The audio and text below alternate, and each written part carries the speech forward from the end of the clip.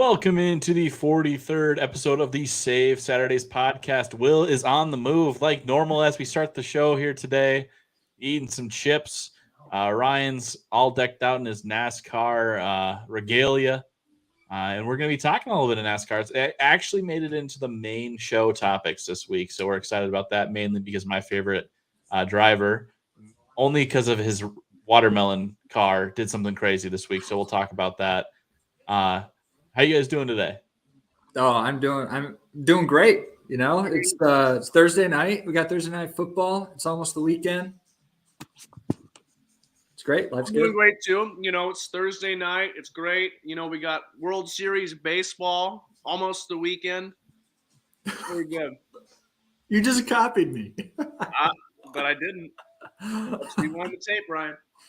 I just want to say it's also NASCAR championship weekend. So I can't be any more excited. And no one's Christmas for Ryan. It's a normal week for everybody else. Oh, what did I tell you? Nice. This is the season. You guys got on it early. I know, we're the day after Halloween. The day after Halloween. Some people would say that Christmas doesn't start till after Thanksgiving. Some people would. I would be one of those people. He's one of those people. But Ryan, I'm with you. I'm on team post Halloween. You know, I've been jamming to Christmas music already, going to work. I mean, it's just life's good. That's good. Do we think that Ryan actually set up that tree though? I think he lugged it in, and that was about it. Definitely got it out of the rafters. Definitely did some of the heavy lifting. The heavy lifting. So I took it out of the box, I stacked it up, and then the wife did all the decorating. I did put the star on top of it. I was going to say, did you get to put the star on the top? Absolutely. And apparently you hate Jesus because it's a star, not an angel. So hey, we've learned everything we need to know about Ryan Bentz right here. I love Jesus. He's in my heart right now. We know you love Jesus. You're a NASCAR fan. Yeah, that's right. That's right. We'll start it off with question of the week. We've done enough rambling here. What is the best acquisition you have ever made in fantasy sports? It doesn't have to be football. It can be baseball, hockey. I don't know if they do fantasy racing, but maybe they do fantasy racing. Oh, they do, absolutely. But it's different. Well, we'll start it off. Will, he had one he was particularly excited about, so we'll let him go on this one here. All right, so I did a trade with Ryan a few weeks ago, and I don't know if I have the full. I'm trying to look what the full parameters of this trade was. I can tell you right now. Okay, yeah, tell the audience what the trade details were. So I had Austin Eckler and Zach Ertz, and then Will had Michael Pittman Jr. and didn't we talk about this trade on the show? I think so. Okay, Will, think of another one. So this is this is like an update on how the trade has gone. Because if I remember correctly, Ryan was given a much better grade than I was given. Petrick, in particular, was very harsh on me. And now we can look. Ryan did a good job defending why he made the decision that he did. That's the only reason why he got a good trade. I just want to say that since that trade, it was week 4 that trade was made. Austin Eckler had not gone over 20 yards in the first 3 weeks. Since that day, 37.9, 37.9, 25.3, 38.7, number 1 running back in the league. Zach Ertz that's a different. He was about just as good. But Austin Eckler, I mean, come on. I know. Yeah, I'm a little disappointed. But I am 2-5, I guess, for that reason. So yeah, I mean, I think we knew when you told us what that trade was that Will definitely got the more bang for his buck there. But again, if Austin Eckler had continued to be a meh running back all season, it would have been a fine trade for Ryan. Probably pulled the trigger a little too early on selling him. And he sold him incredibly low, probably at the lowest his value could have been all year. So, yeah, he bad did timing. But Pittman now with the quarterback change, he doesn't have a good quarterback throwing to him now at this point. He gets a lot of volume, yet he just got to make those big plays. We haven't. All seen. right, so Will's on timeout for a minute. You can't come at Sam Ellinger like that. Sorry. Don't unmute yourself. You got to come back on at 5:56. I know the exact time. Ryan, go ahead and drop your best acquisition in fantasy, and it cannot be whatever you got for Austin Eckler. No, absolutely not. But I'd have to say this was a few years back. I was doing fantasy football in high school with some high school buddies. And this is when I picked up Allen Robinson on free agency early in the season. It was his second year. So 2015, and that was his breakout season. I actually won the championship that year because Allen Robinson just went off. He had 80 catches, 1,400 yards, 14 touchdowns. I mean, he was just lit up the whole season, and that was probably my best pickup in my fantasy career. Yeah, Allen Robinson when he was with the Jags was really nice. At the same time, they had a guy named Allen Hurns as well, and I had Allen Hurns I think that year, or maybe the year after. I can't remember, but for whatever reason, that Jags team was like really. It was. Well, you can come back by the way. It was money in fantasy that season. So yeah. The Jags, they had a good wide receiver duo there going on. Yeah, and that was at the same time that they had Justin Blackmon from Oklahoma State, who was a physical freak, but he couldn't get reinstated in the NFL, and he was just like always on the commissioner's exempt list. And so, if they could have ever got him back, it could have been like an all-time trio of wide receivers. Oh yeah, down in Jacksonville, and even with Blake Bortles under center, exactly. Yeah. Well, that's why they signed Nick Foles because they thought they were a quarterback away, and then he got hurt, and Gardner Minshew did his thing, and they realized, maybe we're not a quarterback away. That was a great team until this old team ended their lives. Yeah, until a bunch of cheaters did cheating things. Deflate gate. You're not cheating. That year, I don't think that was that year. Well, it was one of the years. Maybe a few years before. What about you? My top acquisition all time is going to be kind of similar to yours. It would happen a year before you, though. And it wasn't even my fantasy team. My grandpa didn't pay attention to fantasy, so he had me managing his team for him. And it was 2014, and a rookie wide receiver made this amazing one-handed grab against the Dallas Cowboys. Reached back, caught it with 2 fingers. Yeah, I was doing it. I was like, this guy's amazing. I'm going to go add him on my grandpa's fantasy team. I was like 13 at the time, 14 maybe. I was 15. I was 15. I was like, I'm going to go add this guy. And so I looked him up, added him, Odell Beckham Jr. He proceeded to score like 40 points. I don't know what the scoring rules were in this league, but he scored like 40 points every week after I picked him up. We were it was like an 8-person league or something like that. So the scoring was a little wild. But we were in the championship game. I managed the team to the championship. And he was really quiet in the first half, and we needed him to have like a 50-point game or something ridiculous to win. And so my grandpa just texted the winner and said, "Hey, let's call it early. You guys can have it." And then the text never went through because he had poor cell service, and then he also couldn't update the game. And so he gets back into cell service, checks it, and we're winning by like 10 points because Odell Beckham Jr. scored 60 points in one half of football. And we ended up winning the championship, but we had to forfeit the winning money because they found out that I managed his team for him, and they thought that was cheating. Oh, wow. Yeah, so best pickup ever, Odell Beckham Jr. If it was for my own team, there was a year where I picked up Doug Baldwin, the one really good year he had in Seattle before and he was just nuts that year, and that was probably the best pickup I ever made. I remember Baldwin.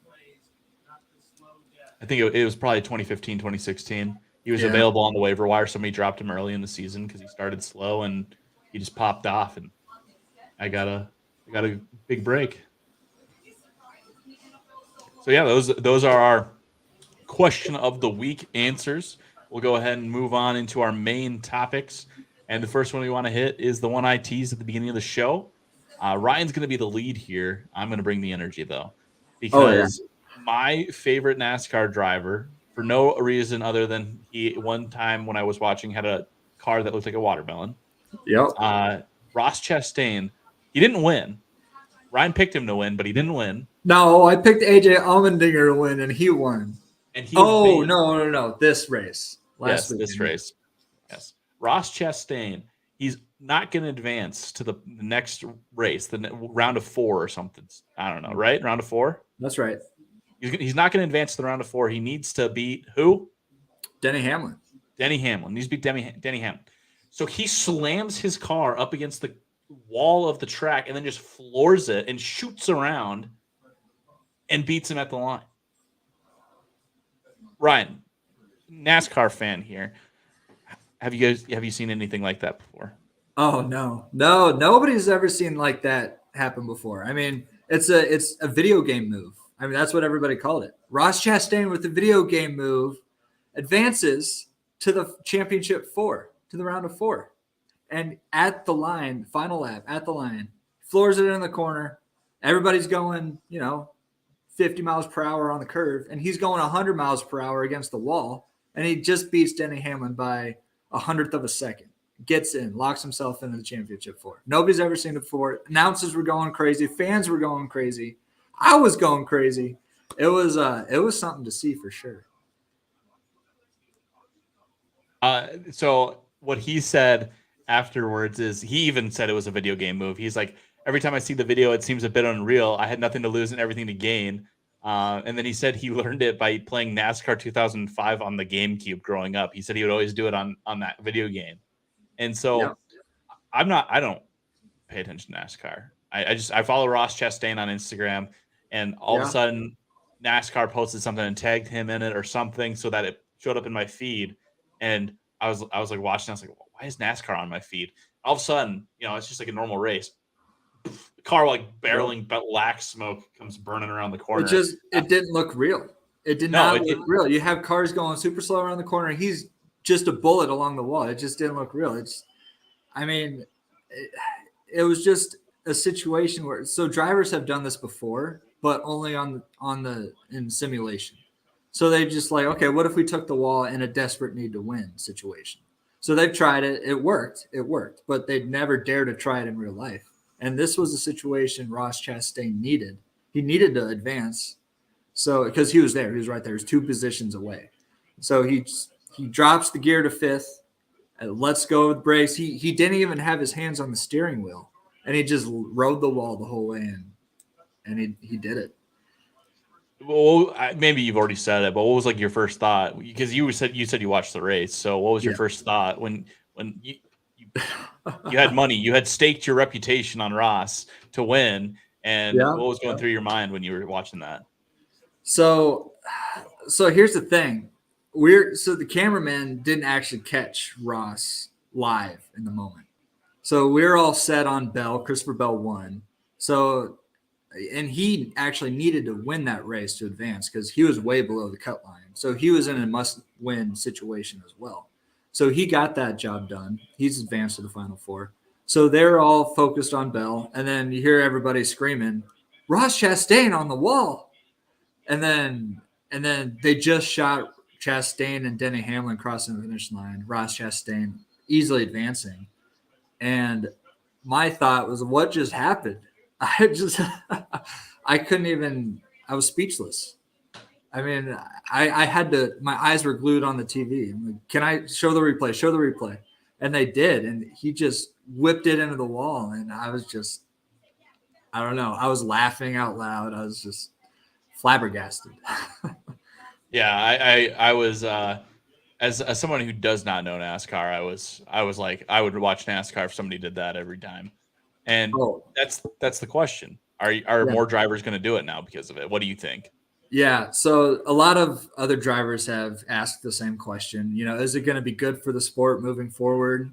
And then you got to look at the safety part of it. Sure, Ross did what he had to do, and he did it well. He executed it great. But, I mean, it went right for him, but it also could have went wrong.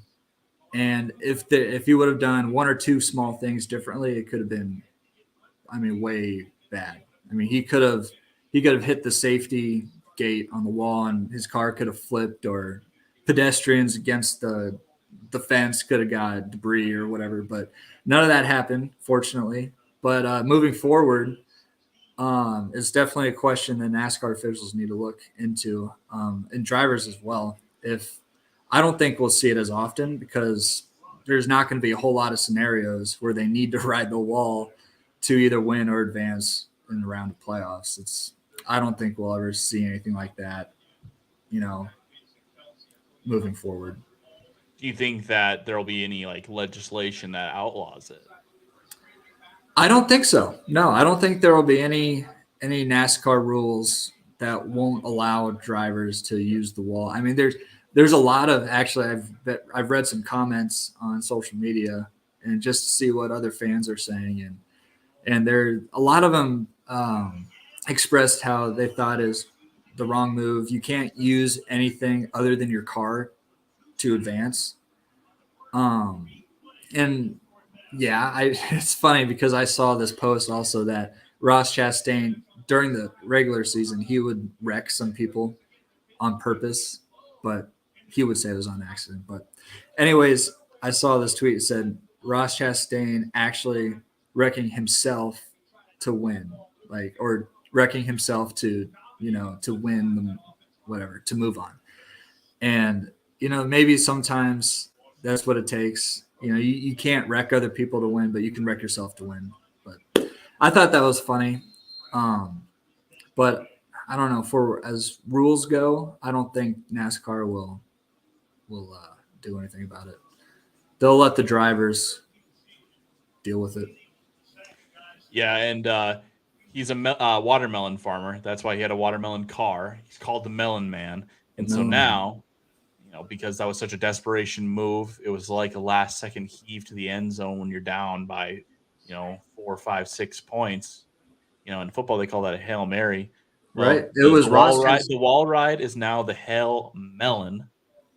Yep. Get your Hail Melon merch from Ross Chastain. Go to his Instagram. The link is in the bio. I might buy a Hail Melon shirt. I also didn't realize that he had sick watermelon themed merchandise. So this is an unsponsored plug for Ross Chastain's Melon merch. I'm buying in on Ross Chastain. If I had bought stocks on Ross Chastain, I'd be reaping the rewards right now because he was a no-name racer last year, and now he's in the Final Four. Talk about let's do that a little bit. Talk about his rise from. He was like a rookie last year, wasn't he? Or 2 years ago? This year, actually, it's his rookie season. So he's done. He was a full-time Xfinity last year, and then this year was his first full-time in the Cup Series. So he did race in the Cup Series last year, but not full-time. He was a part-time Cup racer.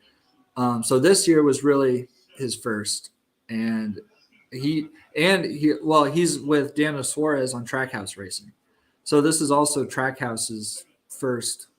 I mean, they had their 2 cars in the playoffs for the first time ever. And now they have a car racing for the championship. And also Pitbull is a co-owner for Trackhouse Racing. Fun fact. But so, I mean, really, Ross is a great driver. He's done really well in the trucks and Xfinity Series. So it's no surprise to me that he's done well in the Cup Series. It was kind of a surprise that he made it this far. But Ross's aggression throughout the regular season was known to every driver on the track. It didn't stop him at all from trying to win races. He made everybody mad. He has no friends on the track. And it didn't stop him at all. I mean, he just kept racing. He kept racing himself, doing better. And I think that's what it takes to be a really good NASCAR driver. You don't worry about anybody else on the track. You just worry about you and your team and getting you in that position to win a championship.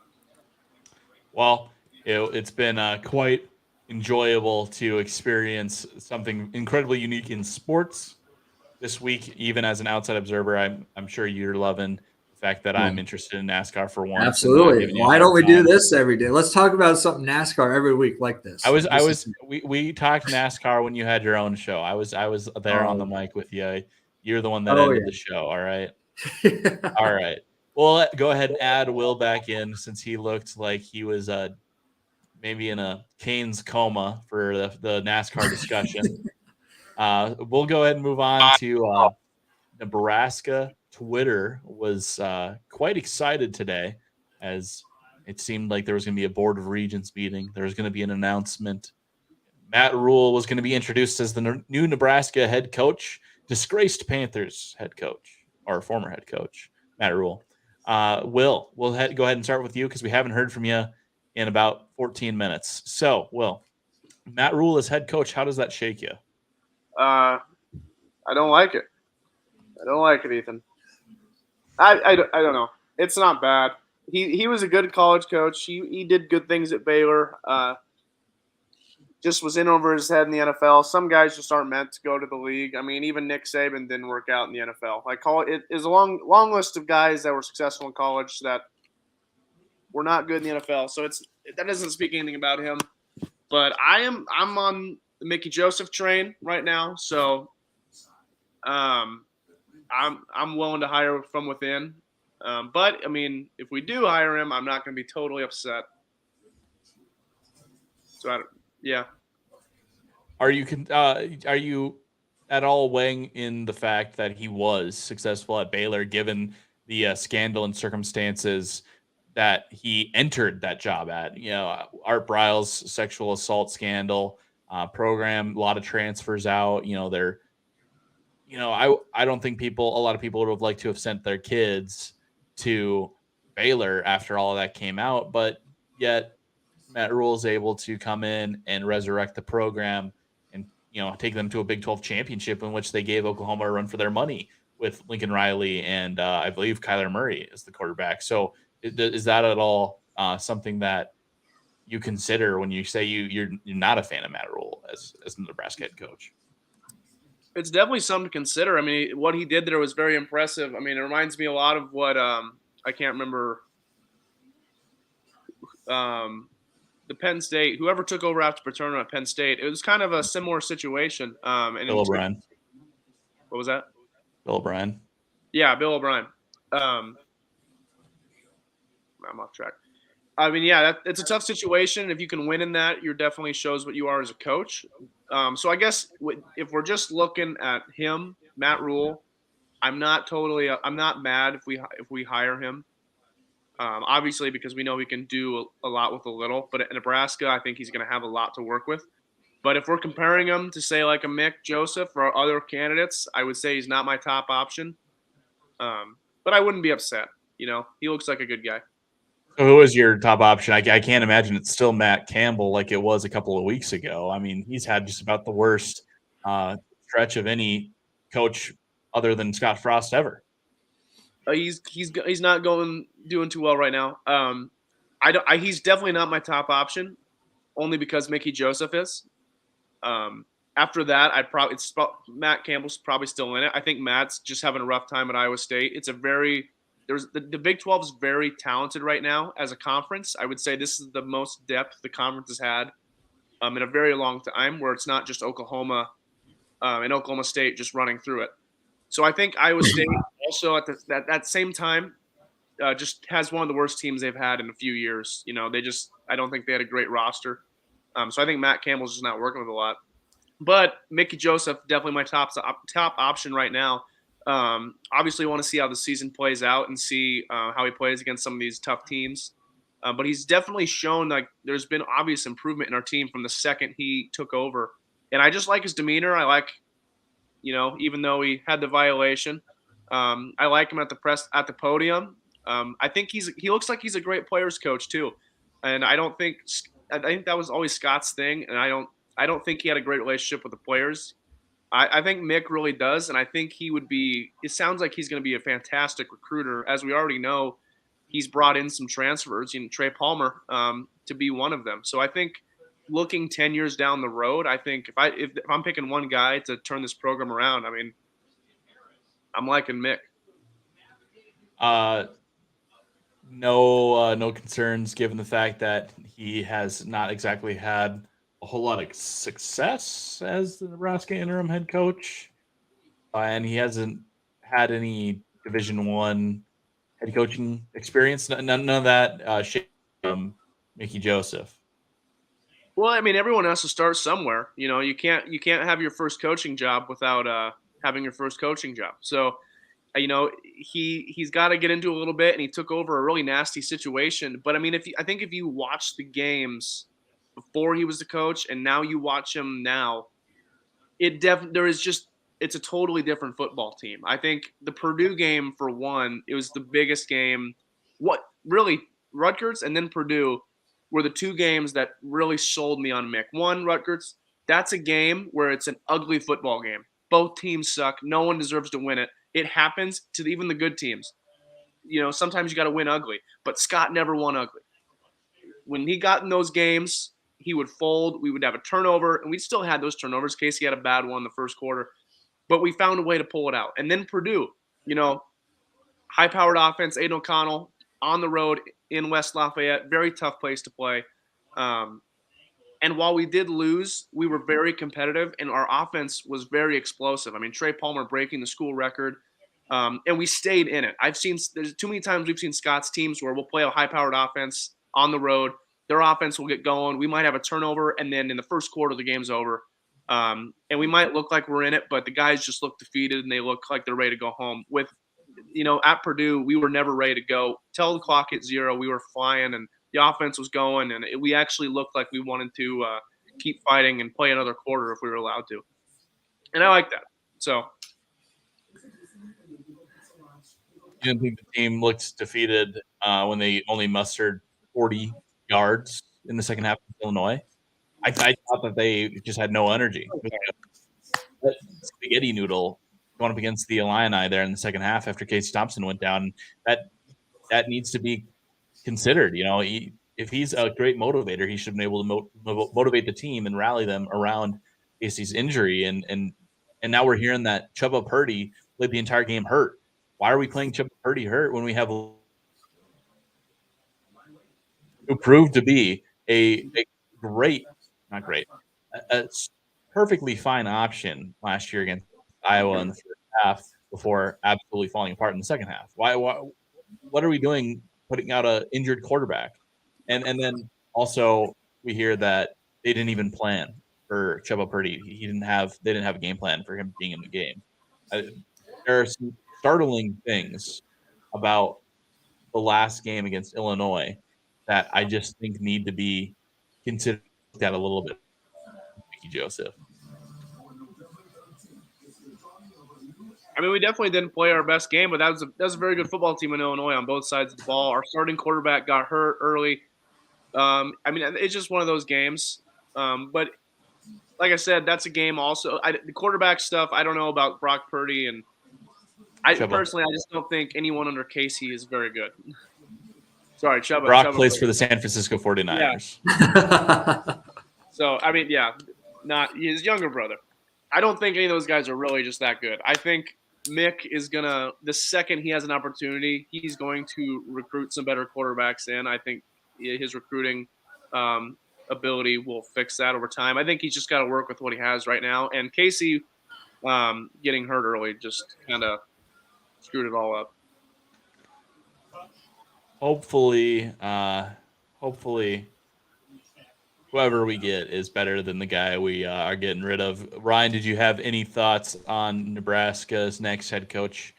Matt Rhule, Matt Campbell, Mickey Joseph? Yeah.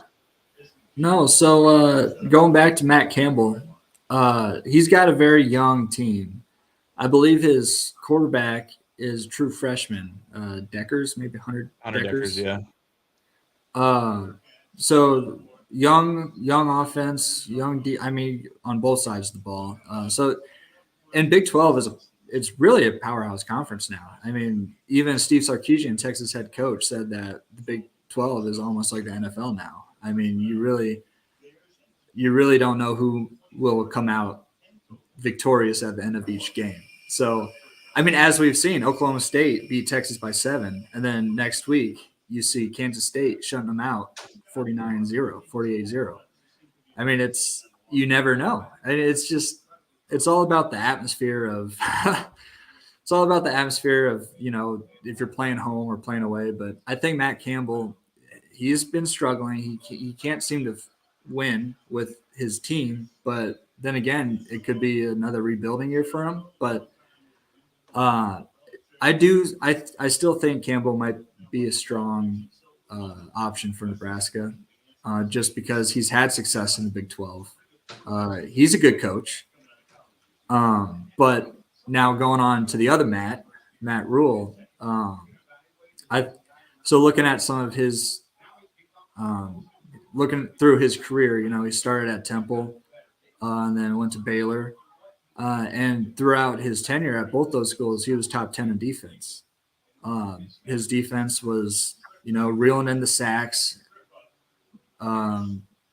getting turnovers. And I think Nebraska needs to be more physical on defense for sure. So I think Matt Rhule would bring that physicality back to black shirts, and also his recruiting too. He's very good at recruiting. That's why he loved going to Baylor. He turned down Oregon to go to Baylor because just for recruiting purposes. I mean, he knows Texas is a great high school football state. So he knew recruiting there would be great. So I think Matt Rhule would also be another strong option for Nebraska just for recruiting purposes and building our physical defense back to the way it was when we're champions of sport. Yeah, and you touched on something there. He seems to bring a physicality to his teams whenever he's there, and he's been a defensive line coach, a linebackers coach. He's been an O-line coach, a quarterbacks coach, a tight ends coach. He's been around, and he's gotten a couple of those jobs where you have to be physical. You have to understand the trenches. You have to understand leverage. And I think that is kind of what you're getting at there. And I think that's what a lot of people at Nebraska will like about Matt Rhule, if he is the ultimate coach, is that he's going to understand the things that are successful in the Big Ten, and he's had success doing the things that are successful in the Big Ten.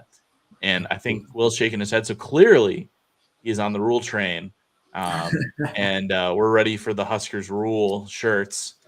Just like the riled up and the frost warning shirts. So we love our coach name puns in Nebraska. So why not get one that's ready made for some more puns in Lincoln? Moving on to our next topic. I'm not going to let Will get another word in about Nebraska and potential coaches. We're going to talk about the college football playoff rankings. The initial college football playoff ranking came out on Tuesday, and it was full of issues, problems. I hated it. I thought it was awful. What are some of your guys' first takeaways from the initial college football playoff poll? I'll start. It'll be quick. I just like Texas being ranked 24th. I mean, they were unranked in the AP poll, and then coming into the college football playoff rankings, they're up to 24th now. They're the best 3-loss team in the country. So that's kind of what caught me as surprise there. Will, you have a take on the college football playoffs? I know I threw a curveball at you there. It's not on the sheet, but I liked what you put down, so I wanted to talk about it instead. No, I just I was trying to find it, the rankings, so I give one last look-see doodle. So go ahead, Brian. What were you gonna say? No, yeah. Well, while you look for your source, I'll just say Tennessee ranked number 1. Georgia drops to 3. So that's kind of that might be an issue. I think Petrick is touching on there. I mean, they won the championship last year, right? Georgia, yeah. Yeah. So you have the defending champ dropping from number 1 in the AP poll to number 3 in the college football playoff ranking. I mean, sure, Tennessee beat number 1 Alabama at the time. Ohio State's looking like I don't know. They're just lighting up the Big Ten. And then Georgia's sitting there at number 3. All right, I got it pulled up here. So I agree with Ryan there. You know, what is Ohio State doing above Georgia? If I'm redoing that, I like Tennessee at 1. I'm doing Tennessee 1, Georgia 2, then I'm going Ohio State. And we talked about Clemson last week. I don't know. I have the urge to want to put Michigan at 4 and put Clemson at 5, but then you look at the schedule and it's like I think Michigan's a better football team? Probably. I probably think they are. But going off the resume, at the end of the day, making this decision right now on the spot, I'm probably going Clemson 4. I probably end up agreeing with that. I know Petrick's gonna have something to say about Alabama, about TCU. Petrick's always been the heroine for those non-traditional teams, coming out of nowhere. Cincinnati, UCF, he's always defended them. So I think TCU's kind of his team. He's clashing on to this year. But other than that, I didn't think it was terrible. I don't like LSU in the top 10. I want to know when LSU was considered a great football team. They looked pretty booty 3 weeks into the season. I think that's a classic SEC bias. I don't like that. I thought Ole Miss is a little high. That defense is horrific to be a almost top 10 team. I would have liked to. I don't understand how we got Illinois, Penn State drop down there. K-State, they'll be in there soon. I mean, I'm sorry to interrupt you, but you're saying LSU is booty, right? I mean, K-State just shut out a good Oklahoma State team. I think they should deserve that number 10 spot. I would much rather. There's a lot of teams I'd much rather have in that 10 spot than LSU. I guess we can. That's how I'll describe it. And then I don't like Texas in the top 25 because horns down. I don't care what their record is. The problem with LSU is that the committee's in love with Ole Miss, and the committee really wants Ole Miss in the top 10.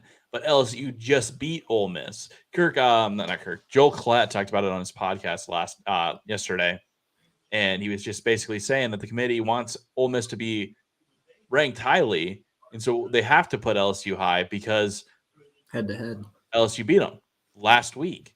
And so if Ole Miss wins that game, LSU might not even be in the rankings. They might be 23rd, right above Texas. Who knows? But that's why LSU is that high. And I agree with you guys. I don't think LSU should be that high. I think you got to say maybe that was a one-off. They beat an undefeated team. Yeah, it was great. We still think Ole Miss is probably better. Yeah. I don't know. But you nailed it right on the head, Will. I'm pissed about this TCU ranking. This is disgusting. You take any other team, you take any hyper-relevant team in the Big 12 of the last couple of years, take it Oklahoma State, Oklahoma, Texas, you give them the same resume as TCU, not the same record, the same resume, and they're a top 4 team, no problem. If you slap that resume on Texas, you slap that resume on Oklahoma, they might be the freaking number 1 team in the country right now. They beat a ranked team every week in October, and they are undefeated. Max Duggan is in Heisman consideration, and they have one of the most explosive offenses in the country. And then the committee head of the playoff committee comes out and says, we're looking for a balanced team. It's like Clemson freaking sucks. They're so balanced that they just suck on both sides of the ball. They're terrible on defense. They're terrible on offense. They don't even know who they're going to start at quarterback. And TCU's got a freaking Heisman candidate at quarterback. Get the Horned Frogs higher. All right, they need to be higher than Clemson, no problem. They definitely need to be higher than Alabama. Who's Alabama beat? They barely beat Texas. They struggled against Texas A&M, and they lost to freaking Tennessee. It's gross. It's disgusting. Also, one last thing on LSU: only team in the top 10 who's lost at home this year. And their other loss was to Florida State on a neutral site. So they normally a top 10 team will go on the road and lose. They'll lose in a hostile environment. LSU has not played in a hostile environment this year and lost. They've only lost in easier conditions. So the Tigers should absolutely be nowhere near the top 10. I have thoughts on the TCU rant. I have a question for you guys. This is like the LSU Ole Miss situation. The committee's trying to get their things going. Obviously, it just proves there's a lot of SEC bias in the committee. But that's a whole nother discussion. I wanted to bring it back to Ryan talking about number 24 Texas. Are we seeing kind of the same thing with LSU Ole Miss, where that Bama Texas game, Bama's lost to Tennessee, and then after that, until they play Georgia in the championship game, if that happens.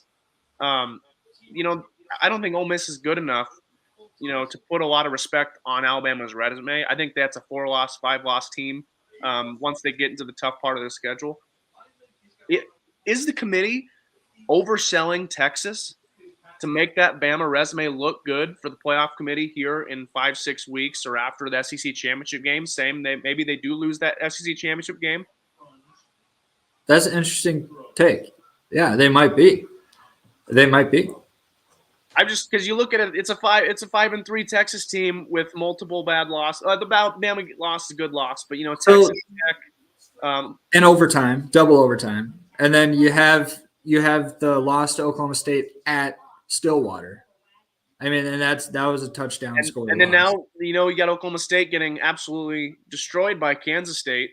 That's suddenly looking like not a great loss. I can see Texas putting another 1 or 2 losses in the L column before the season's out, just because they're so up and down. They can play great one week. The next week you get that Texas Tech Oklahoma State team, depending on how Quinn Ewers is deciding he wants to play that week. So I just can't imagine Texas top 25 team. I do think the college football playoff is going to end up overselling Texas, just to try to prop up that Alabama resume, just because it's Bama. Yep. I think you nailed it right on the head there, Will. It's all about getting Bama in the playoff. The love affair has been there since the very start, and as much as they love Alabama, they despise my Horned Frogs. They booed them out of the initial college football playoff in 2014, drop them from 3 to 6 without them even playing a game. So they remain. Resume stays the same. The resume that was the number 3 resume drops to the number 6 resume after 1 week of not playing, and then this year. I mean, what can you do but other than be undefeated? Does TCU even control their own destiny at this point? If TCU goes undefeated, is the committee just going to say a Big 12 championship doesn't matter anymore? I think there's a world where the committee leaves out an undefeated TCU at this point because clearly they don't respect them. Hey, this is what I said last week. I was telling you, I think if there's 4 other teams in the Big 12 and Big 10, SEC, and then even Clemson, if there's 4 teams coming out of there, I don't know whether I'm not going to say whether they should. There's a world for sure that TCU, undefeated Big 12 champion, absolutely gets left out. And at that point, I mean, what a greater pitch to the world that we need an expanded playoff. But also at that point, honestly, TCU, we love our frivolous lawsuits in Nebraska, suing random people for things that are not really our decision. I say TCU sues the college football playoff committee if they get left out, because it's just disrespectful and it really harms the sanctity of the sport. I agree. I'm sick of seeing 2 SEC teams in the college football playoffs every year. That's what I'm saying, Ryan. That's what I'm saying. I mean, we have all these we all have 5 Power 5 conferences. I mean, why not? That's why it's called the Power 5, Ryan. Exactly. Thank you. So it's probably making TCU go, why did we join the Big 12 in the first place? The only reason we joined the Big 12 is so we could be a part of the Power 5. So when we do win, we can actually get in the playoff, because they weren't doing that in the Mountain West. They were winning the Mountain West and they couldn't get in like Boise State was. And now they're in the Big 12. They're undefeated. They're beating ranked teams, and they're going to get shut out again. Do they go to the NFL after this? I don't know what they got to do. No. So here's the thing: if they win the Big 12 championship, I think they're definitely in the college football playoffs. Can I run a scenario real quick that I also can see playing out? Sure. Big 12, Big 10. Say Clemson wins out, ACC champs. Michigan, Ohio State, either one wins out, Big 10 champs. Clemson, we'll say, I don't know, pick an SEC champion. Georgia, Tennessee, Alabama, one of the 3, either one. Georgia. Say that Bama team or whoever, they put one SEC team in. So we got 3 people in. TCU wins out. USC in the Pac-12 wins out. Beats an Oregon or a Utah in that Pac-12 championship. I don't know how the division works out. I don't know who they play. Say they beat either one of them. It would need to be Utah, because I don't know how their divisions work out also, but it would have to be Utah for them to be considered, because then they would have avenged their only loss this season. There's no way they get in without avenging that loss if there's a undefeated Big 10 champion, undefeated SEC champion, with a 1-loss Tennessee and Alabama out there and an undefeated TCU. There's no way USC gets in if they can't say that they were better than Utah. They just needed 2 games for to the do way it. they're rating Oregon right now, say Oregon wins out until they lose to SC, that's going to look like a great win with the way they're playing out there. I absolutely could see a world where if it comes down to TCU, Big 12 champ undefeated, or USC, Pac-12 champ 1 loss, because of USC reemergence, Lincoln Riley, big LA market versus Tennessee. I can see the committee doing it for sure, just because of the politics. Well, I didn't realize that Colin Cowherd was on the College Football Playoff Committee, but he must be if they're putting in USC after over undefeated TCU.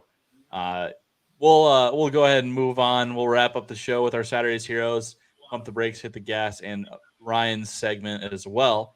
So we'll get our Saturday's Heroes from you guys. So go ahead and weigh in, drop your take. If any of you take a certain NASCAR driver, I'm going to be pissed. No NASCAR drivers for me, but I don't know. I didn't really think too much about this one over the weekend, but nah. You want me to go so you can think? Go ahead. Okay, mine's gonna be Ross. No, wait. Okay. Sorry, Petrick, I won't do that to you. I'm going to take Bryce Harper. I got to go MLB. Got to give the World Series some love. Bryce Harper hit the most iconic home run of his life in Game 3, I believe it was. In this postseason, he's batting .368, 21 hits, 6 home runs, 13 RBIs, 1.218 OPS. The man is killing it. It's his career moment. Put him in the Hall of Fame now. The guy's bringing a title back to Philly. Well, I'm going to keep giving Ryan a little bit of time here. I'm going with the Melon Man himself, Ross Chastain. But since we already talked about him, I'm also going to give a quick little shout out to Miles Sanders because he had a nice day for the Eagles, and I made a trade for him in fantasy like 3 weeks ago, and it was the first time I got to play him. And so I was very appreciative of him having a nice day. Nice. Very nice. I like the Ross Chastain shout out. All right. I'll have to say K-State's quarterback, Will Howard. You know, he's coming in against a good Oklahoma State team. He throws just shy of 300 yards, 4 touchdowns. And then his running back, tailback with Deuce Vaughn, you know, averaging 7 yards a carry with a touchdown. I think that Kansas State offense is looking great. I'd have to say it was fun to watch that Kansas State offense go, especially Will Howard, you know, coming out after Martinez's injury the other weekend. So I'd have to say Howard. Ryan, that was the best Saturday hero you've given all year long. That was fantastic. Get out of here. Well, I don't want to hear it. All right. And with that, we'll move into everyone's favorite segment of the week and the worst betting advice you might receive this week. Big Bets Bence's Bets of the Week. Yeah, play that guitar. Yep, and he got exactly 2 of his bets right last week, bringing his record to 21-53. That's a correct percentage of 28.4%. He dropped from a 30.2. So we had been improving, Ryan. It had been going well for you. Yeah. And then the bottom just fell out this week. So tell us what bets we have this week that are going to get you back on track. That's right. So definitely this is the weekend for me to get back on track. I have some bold NASCAR bets for you. Excuse me, coming up. Also some bold NFL upset alerts coming up for you. So stay tuned. This is going to be great. I'm excited, as you can tell, this whole episode. What was that yawn for? Did you just yawn? Am I boring? I muted myself and I was screaming in excitement. Thank you. Appreciate it. That's what I want to hear. Yep. All right. So we'll start with NASCAR. So Xfinity Championship is also this weekend. That'll be Saturday. Noah Gragson, number 9. He's the favorite to win. He's my favorite to win. He's at plus 170. Definitely take him to win. NASCAR Cup Series. This is it. So this is my bold betting statement. First place, Joey Logano. My guy, this guy right here. He's gonna win. He's gonna take the championship. What's that? The love affair continues. Excuse me. That's right. It always will be. Logano goes first. He's had the most time to prepare. He won the first race in the round of 8, so he had 2.5 weeks to prepare. And he's been in this situation before 5 times. He's been in the championship for. So I like his odds. His odds are at plus 300. He's not the favorite, but those odds are great to go with. Second place, Ross Chastain. His odds plus 400. That Las Vegas race that Joey advanced, Chastain finished runner-up, right behind Joey. Joey chased him down, ended up winning, but Chastain, he said after post-race interview, he hopes to be racing Logano for a long, long time. So watch for that back and forth racing right there between Logano and Chastain for the white checkered flag at Phoenix. Third place goes to Chase Elliott, and then fourth place, Christopher Bell. So that's my 4 bets for a Cup Series right there. Not only do you love Joey Logano more than your wife, you pick her favorite racer third. No respect. Who wears the pants in that relationship? I know. It's this guy. It's this guy. But yeah, so run away with that. First, Logano. Second, Chastain. Third, Elliott. Fourth, Bell. You got to love it. College football. So we got Duke versus Boston College. I believe that's tomorrow night. Duke by 10. Go with Duke by 10. Boston College is not a good team right now. They just lost to UConn by maybe 10 points. That was my bet last week. I had Boston College beating UConn. So I'm going to bet against them this week, and we'll see how I do. But we got 49 on Miami, so. Oh, there you go. I guess I made a mistake there. Then we got Texas, Kansas State coming up. Prime time, 6 o'clock Saturday night. I got the Longhorns beating Kansas State at Kansas State. TCU versus Texas Tech. This is a big upset game for me. I like Texas Tech in this one. Spread TCU by 8.5. So Texas Tech puts up a fight. And TCU, they're living their high life right now. I mean, they could shoot themselves in the foot any moment now. So I think Texas Tech is going to play them close. It might be a 3-point game. TCU gets the edge, but I like Texas Tech with the spread on this one. Purdue versus Iowa. Definitely Purdue. Go with Purdue. Iowa's not good. Tennessee and Georgia. I'm throwing this one in there. So I like Tennessee in this one. Georgia's spread by 8. That's a lot for 2 very good teams. So I like Tennessee to keep it close, obviously, if not to win. So go with the Volunteers. Now I got some NFL upset alerts for you. Hold on. Yes. I want to talk about the third one you made there, TCU. You understand that the C in TCU stands for Christian, meaning that TCU has Jesus on their side, God on their side. The Horned Frogs can't lose. They're God's chosen team. You think so? Clearly, there ain't no. They are. They're undefeated. But, hey, like I said, the spread could win. TCU wins by 4, 3. I don't know, by touchdown, 7 points. And on the Duke bet, I was saying that they just scored 49 on Miami, Florida, and won, killed them. So I was adding to the confidence of your bet there. Thank you. I thought you were saying. No, I wasn't trying to shake the confidence on the bet. I was trying to help the confidence on the bet. Thank you. Yes, bring it up. Yes.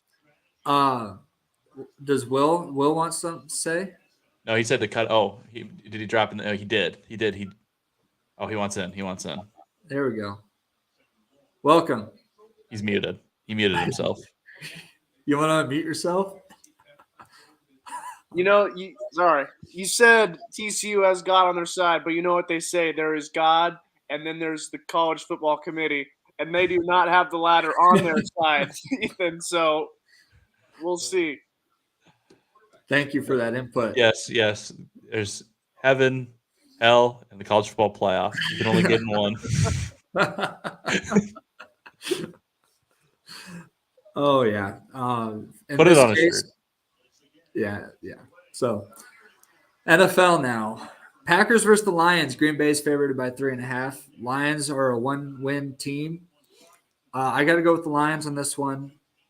Sorry, Petrick. Excellent bet. Lions have to win eventually. So I think, they got Swift back. Jamal Williams is playing great football. So I think Lions will take that game. Bills versus the Jets. Buffalo by 11.5. I got the Jets in this one. Jets has been playing some hot football right now. And I think the Bills might, make some Jets mistakes. to cover or Jets to win outright? Well, I have the spread here. Okay. All right, that's all. That's all I need to know. That's attainable. I don't think they're gonna beat the Bills outright. It's 11.5. I don't think they will either. They might, but I do like them with the spread a lot. So I like the Jets with the spread. And then the Chiefs versus the Titans. I mean, the Chiefs minus 12.5 there. I mean, you got Derrick Henry, who's having a monstrous mid-season right now. It's hard to bet against them. So I like the Titans to cover that 12.5 Kansas City Chiefs spread. And then Monday Night Football, we got the Ravens and the Saints. Baltimore favored by 2.5. I mean, I got to go with the Saints on this one. I think they're getting Winston back, but I don't know if they are. But they got Andy Dalton. But they also have Taysom Hill, so he's been taking snaps. I think he'll figure out how to win that game. So I like the Saints to beat the Ravens on Monday night. That'll conclude it. That was Big Bentz's Bets of the Week. I thought Ryan was just about to go through the whole Saints roster there for a second. He stopped at 3, though, so that was good. I mean, they got Marquez Callaway as wideout. I mean, he's going to be just gassing Ravens DBs the whole night. So what I really like is Willie Lutz at kicker. Oh, absolutely. Really strong kicker. Do they still have Thomas Morrison at punter? Over my head there. I have no idea. Well, that was the bets, and I already did the outro. So we'll go ahead and get into pump the brakes, hit the gas, car noise, screeching tires, brake noise. We'll go ahead and start it off with pump the brakes, hit the gas, starting with Will, Ryan, and then me. Just tell me your answer. No explanation necessary.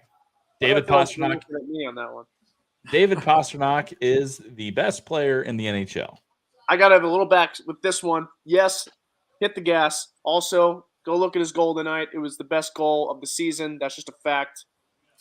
It was amazing. It was incredible. Backhand on Shesterkin. It was beautiful. All right, I'm done. Whoa. Pump the brakes. No way. It's Victor Hedman. Come on with the Tampa Bay Lightning. He's the best defensive man in the league. And he's hurt. I'm also going to pump the brakes on that one. It's Connor McDavid. All right. Spoiler alert. It's Connor McDavid, not David Pastrnak. Remember when Pasta missed that open net in the playoffs last year? That's what I thought. Well, pump the brakes, hit the gas. Joey Logano will win the NASCAR championship this weekend. I am going to hit the gas on this one because every time I look up, Joe is winning something. It seems like he's been competitive. Got to go with the Joester. I love it. Well, hit the gas. I'm flooring it like Ross did on the final turn at Martinsville. I think Joey's got the best chance to win all the way. I'm going to pump the brakes because you mentioned it. I'm just kidding. It's going to be Chase Elliott. Kirk Herbstreit does not sound good on NFL games. Pump the brakes, hit the gas. Pump the brakes. That's terrible. He's the best. He's the best announcer in all of the land. I'm going to hit the gas. I don't like him at all. I'm also going to hit the gas. Go ahead. College football. It's just college football for him. Yeah, he's too tied into college football. I'm going to hit the gas on that one as well. This World Series is one of the best in recent history. Will. Absolutely. Hit the gas. It's been fun to watch. Bryce Harper home run in game 3. What is it? The earthquake, the Richter scale. Absolutely sent the Penn State Richter scale through the roof. The whole city was shaking. And then we had a no-hitter last night. And then we got a 2-1 game tonight. It's been something special.